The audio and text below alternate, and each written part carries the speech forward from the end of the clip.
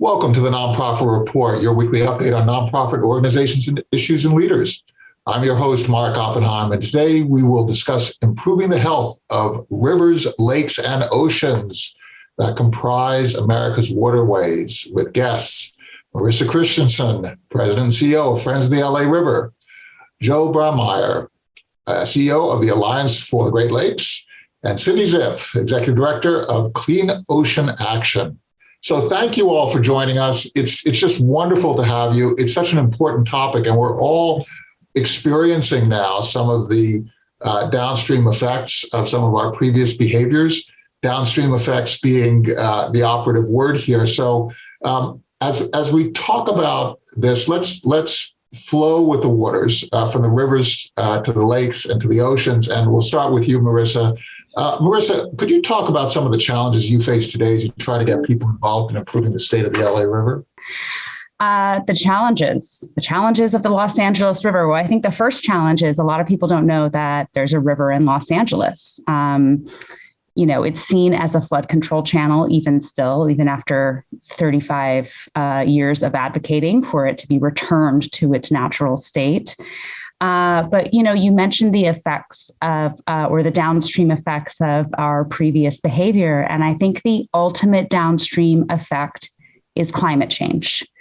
And one of the challenges we have in LA is it's such an urban environment that's been built up around the river that it is very constrained in concrete and is not performing like a river. But of course, with this 51-mile body of water that's connected to the ocean, we have this immense opportunity to do some meaningful in-channel habitat restoration, cleaning some of the lands that are alongside the river that have long been contaminated, and covering the river with a tree canopy so that you start to get the kind of benefits like carbon sequestration, clean air production, urban shade and cooling as opposed to the extreme heat that we're facing, and biodiversity. And so the big challenge that I'm interested in taking on now is really educating people about that opportunity and the crucial importance of it in this moment in time. It's so interesting because you're connecting global warming to the acts that are taken on a micro level within a city, even a city as large as Los Angeles. And there are also interests that impinge on the shape of a river, like flood control, right? So as we look at this, let's move over to the Great Lakes now, Joel. As we look at this, you have the same kind of issues with the Great Lakes, but you also have other issues with adjoining agricultural lands and agricultural runoff.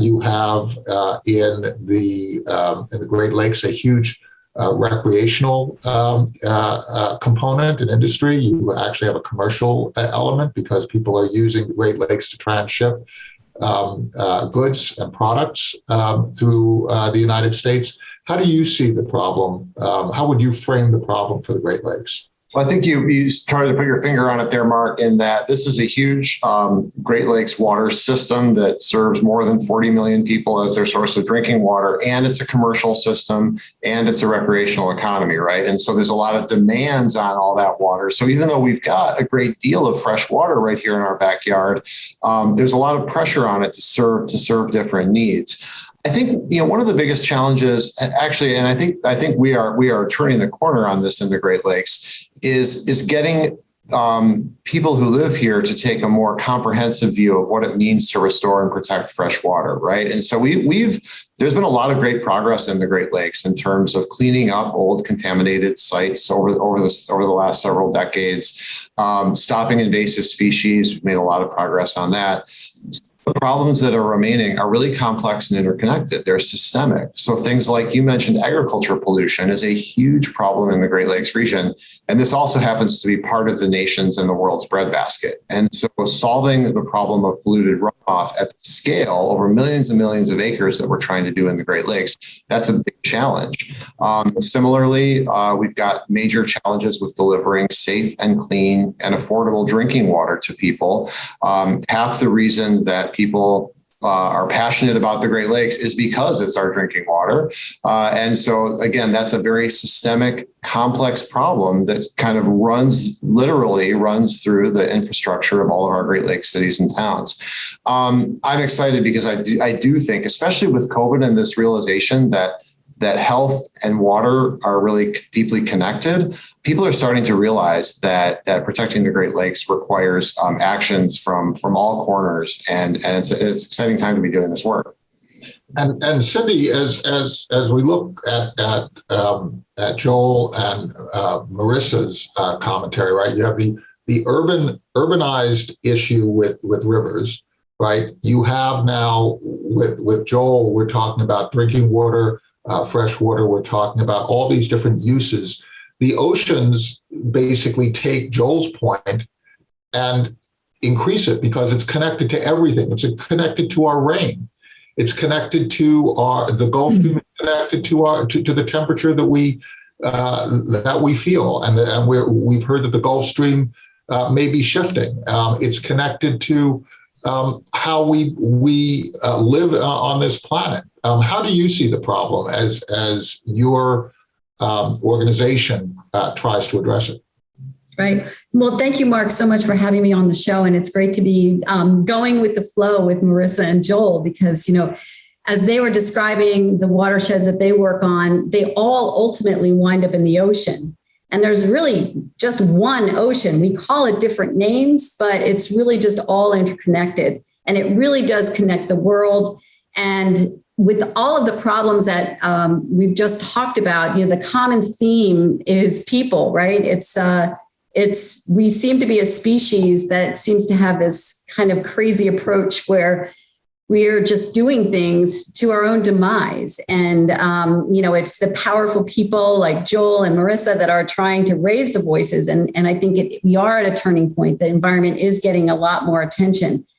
But the chemicals, the fossil fuels that we've used all over the years, all of those impacts that we're affecting on land all drain into the ocean.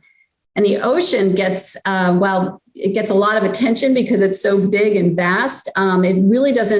People really don't understand the role it plays. And Mark, you had identified some of those key things. It controls our temperature. It controls, the weather. It controls, really life on Earth. And especially with 70% of the oxygen we breathe coming from the ocean, it just really we don't really recognize the value of any of our natural habitats. And that's the biggest challenge that we have.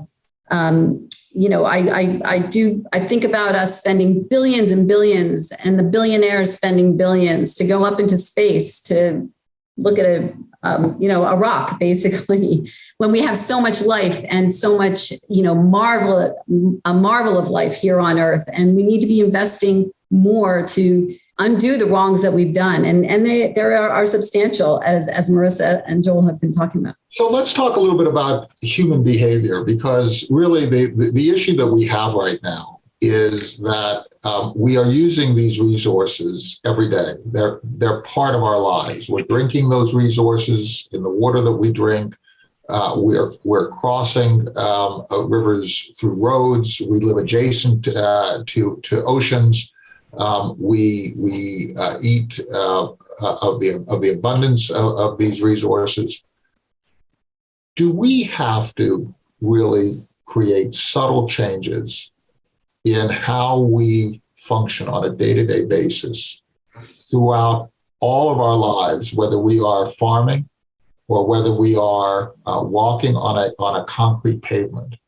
Is that really where we're at here, Joel, in order to get the change that we need? I think, Mark, maybe the flip side of that question too is can we all do it individually, or do we need some more dramatic change from, that we all support? And I think that, taking the example of agriculture for a moment, because it's a big part of one of the Great Lakes, water challenges. We grow a lot of row crops in the Great Lakes. We create a lot of dairy products and meat products. And I'm a practical person, and I don't expect that is going to change or completely transform overnight. And I also know what gives me confidence is that you can do that differently. You can actually create those food products, and you can, and part of it is also the creation of ethanol, frankly. But you can actually do some of that in different ways that make the land healthier, that actually have a carbon benefit for the world, and create clean water as a result of farming practices, rather than just allowing what's considered waste chemicals to run off into our rivers and eventually create these huge toxic algae blooms in the Great Lakes. So those kinds of systemic changes, I have confidence that we can actually live with them, and that we can actually, as you said, make individuals can have sort of feel that subtle change or that subtle impact, because I know that some of those are actually profitable and sustainable for the long term. And you could replicate that conversation in any other area, like, for example, microplastic pollution, or the investment in the water infrastructure for our cities and towns. The individual impact, the individual cost is relatively minor, but we do all have to be together and speaking with one voice to get the scale of investment and the scale of change that we actually need. Now, Marissa, Joel also referred to the possibility of dramatic projects, and there's no more dramatic city or project, no more dramatic city than LA, and no more dramatic project than a massive transformation of the LA River. Are you suggesting that really what needs to be done is we take a jackhammer to these concrete waterways and clear neighborhoods so that the river can spread and take its natural course? How are you seeing this? So definitely not. We have to do this, much like Joel said, we do have to restore the river within the context that it now is. And we would never advocate for displacement at all. But the big missing link here is that we haven't actually had a watershed-wide comprehensive plan that looks at opportunities off of the river for stormwater detention, for permeability, things that actually prevent stormwater from getting to the river in the first place, because that's the problem, right? The river can only hold so much in a massive storm, and we're expecting even bigger, more frequent storms. So just to catch everyone up, and we find this in Houston as well, when you concrete over wetlands and natural runoff areas, right? And what ends up is that you have fewer and fewer mechanisms for runoff, and then you end up with floods, right? So when there are rains periodically, and we see this a lot in Houston, we see it in LA. You instead of a river, you end up with just a viaduct to get rid of the storm waters, and it's just it's not an approach that is working. It's not working in these different urban areas. That's what you're basically saying. So we have to have a more holistic approach. Right. And what we do know, because we've done sort of a snapshot of a piece of the watershed at sort of the headwaters of the river. And even just looking at that, we have found hydrologically that there are opportunities for detention, for permeability throughout the watershed, such that you can start to remove concrete in certain areas, and not just without compromising flood control, but actually improving flood control. And that's the misinformation that's out there, specifically in LA. The misinformation is that flood control is contrary to ecological restoration. And we know scientifically that is not the case. It's really interesting. We just finished a first poll, and we asked, how do you protect our waterways? And then we gave a number of different answers. Now, here's the thing that really surprised me, is that more than half of the people said that I don't understand the best way to protect our waterways. The balance said about 40% said nothing prevents me from protecting the waterways, but that we had over half of the respondents said, I just don't know what to do. It really talks the scale of this problem, doesn't it, Cindy? I mean, we can just take a little bit of action, I guess, by not allowing leaky faucets to disperse our clean water. But this question mark. So could you answer the question? What can I do today? What can I do today? That is the great question. That's the thing that we all strive for in our organizations. I'm sure Joel and Marissa have lots of educational programs and opportunities to educate people. Education is the key to this entire problem. It's being aware of what you're doing and making the conscious decision to help. I think, the fact that so many people now have gotten the message on the plastic bags, right? It's kind of bring your own bag and bring your own reusable water bottle. And we're beginning to make the connection to individual people that their behavior matters. And so everything you do is connected to the environment. All the waste you generate, what you throw down, what you put down the toilet, and all of those things, all of this that goes down your sink, it's all connected. So it's just really becoming what we call waterway mindful, creating a mindfulness about what you're doing on a day-to-day basis that contributes to pollution, whether you're using fertilizers, whether or not you're using pesticides and herbicides on your properties. All these things, when it rains, wash off and go into the nearest body of water and then ultimately to the ocean. So that's really where the hope is that there are so many things that people can do. But the key is for them to reflect in a mindful way what they are doing on that day-to-day basis. So your admonition is to take inventory of our lives and our behaviors, right? I mean, if we're buying a product and it's a product in a shell contained within a box, wrapped in plastic, which is delivered in a carton on a pallet in a truck that is shipped from 4 different points to a manufacturer, where the ingredients are shipped from 4 different points to a manufacturing facility, which manufactures it and puts the product in a little plastic cup and puts a piece of foil over it, and there's paint on the foil, right? All of that to get our little yogurt in this little thing, right? This little thing. All of that you're saying we should really think about that. We should think about it. And as Joel said, we have to be, sort of realistic about it, but raising the questions and really asking and taking responsibility to do something about it. There's more and more opportunities, and it's our world, because we're, we live in a society where, it's supply and demand, right? So if we as a people start demanding things to be presented in a more environmentally sensible, sustainable way, that's when things will really start to change. So, Joel, we just completed another poll, and we asked about the health of the waterways. We gave a lot of different options. All are healthy. Rivers are healthier, lakes are healthier, oceans are healthier comparatively than the others. And 100% of the people said all are unhealthy. So there's a huge awareness that we have an issue. Let's continue on this. So we talked about consumerism. Let's talk about recreation a bit, because there's so much recreation that goes on in the Great Lakes.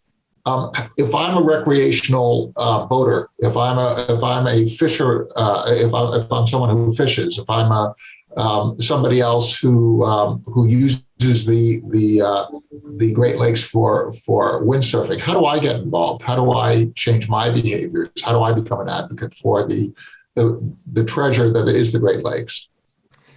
Absolutely. And the great thing about these beautiful bodies of water that we all work on is that they generate constituencies. People see them and enjoy them and want to do more to protect them. And we see that throughout the Great Lakes region. So in addition to, Cindy's points about individual behaviors and being mindful, which I think are great, I also tell people no matter where you are, if you see that water and you use it and you have a passion for it, I can guarantee you there's a local organization that is working to shift policies and practices in that community to better protect those places. And so I always encourage people to look for getting involved in an organization like that, whether it's as a volunteer or as a donor. It's just like there are groups doing this work, there are leaders doing this work that are sort of embedded in communities.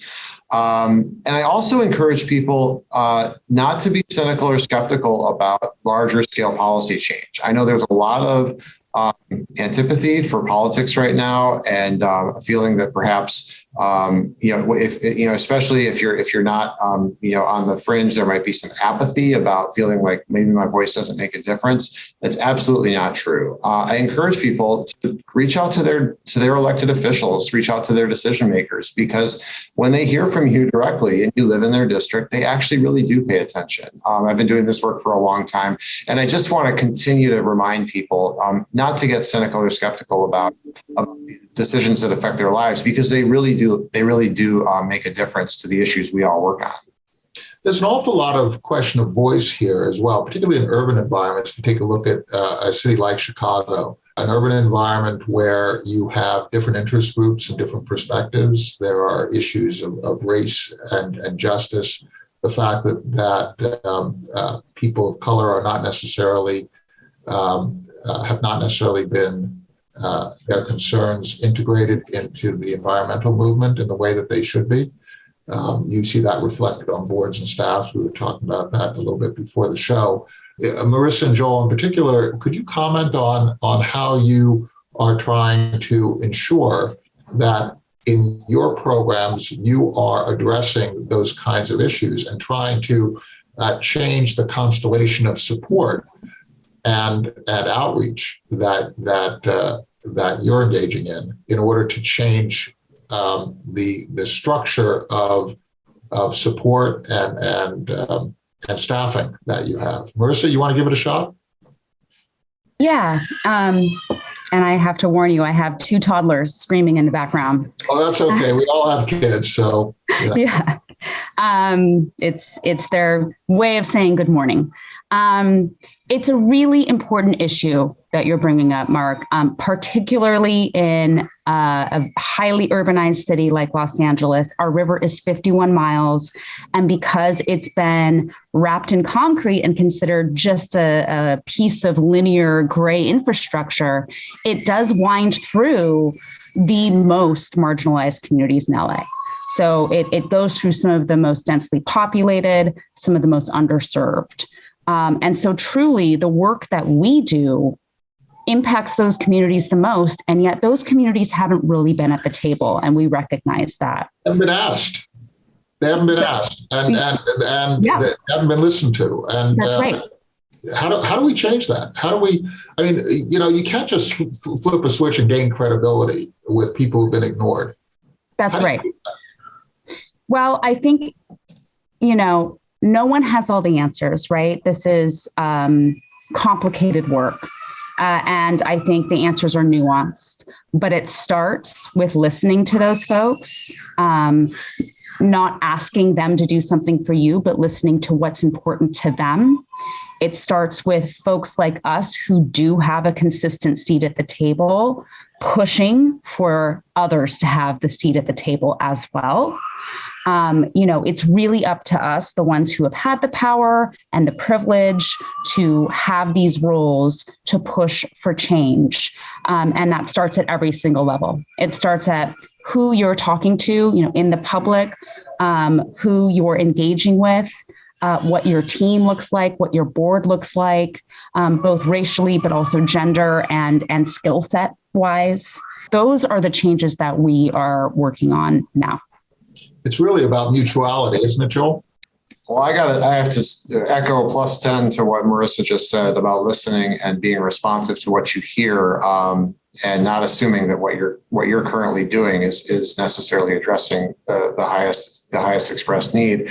I also want to mention, as I was talking about before the session today, Mark, we're just wrapping up creation of our next strategic plan, and I'm really thankful that one of my board members said during that process, what would it have looked like if 4 or 5 decades ago the traditional conservation movement and the environmental justice movement in the Great Lakes had not actually diverged into two separate movements. There is a thriving environmental justice movement in the Great Lakes region that's been largely separate from the traditional conservation world for a long time. And a lot of that is because people did not see the issues that were important to them expressed in the traditional conservation movement, and sometimes were actively excluded from that movement. And so we're reckoning with that and trying, for our part, trying to figure out what it means where we can play a real role in bridging that gap and trying to address the fact that we have work to do to work on issues that are more relevant to more of the people who live across this region. And that's something that's really, important to us. And finding a way to exercise, who we are as a traditional organization and be part of that really critical effort is just fundamentally important to the Alliance. And I noted that we're all, Marissa, Cindy, and I just happen to represent the three largest cities in the United States. In our own small ways, but I thought that was critical to this conversation too. It is. Cindy, I'm going to give you the last word since we're coming to the end of our time. I do want to note that when we ask the question about engaging the public, there seems to be a huge consensus that radio, print, and online advertising is a great way to reach people. But there are also some views that a more dispersed approach and a more holistic approach that includes education, use of events and recreation, lobbying, advocacy, and so on and so forth, that all of those means are also extremely important. So a very holistic approach. But Cindy, I'd like to give you sort of a last word. It seems to me that we have, over the last couple hundred years, particularly during the industrial age in the world, that we've put the oceans and the waterways of the world into kind of a little bucket that is sort of another extractive resource from which we can extract. And I think we're at this point where we have to give back and we have to involve everybody in that process. If you look at the attitudes of the traditional attitudes of Native peoples around the world toward their waters, it was filled with reverence. We removed that reverence and created simply a transactional relationship. How do we change the way we work going into the future, where reverence becomes part of what we're doing, and that reverence is transformed into concern for conservation and sustainability? That's a beautiful question. And it really boils down to education, and even preschool on up. It really does require us to sort of change the mindset to have more respect for the natural world and have the reverence and the sacredness of the life-giving force that this natural world provides us, particularly water. I mean, I think you're seeing around the world, when water runs dry, it becomes more important than gold. But that's kind of at the too late stage, right? We need to start creating that reverence early on and across all community groups and all levels, because, it is a common ground. It is something that we all need, no matter what our income is, we all need clean water to survive. And if I could just say, it's not about just us, we the people, right? There's a lot of species on the planet that also depend on clean water that allow us to thrive. So that biodiversity is also essential. And I think including in that education is not just allowing the natural world to thrive for us, for we the people, but for all of life on Earth.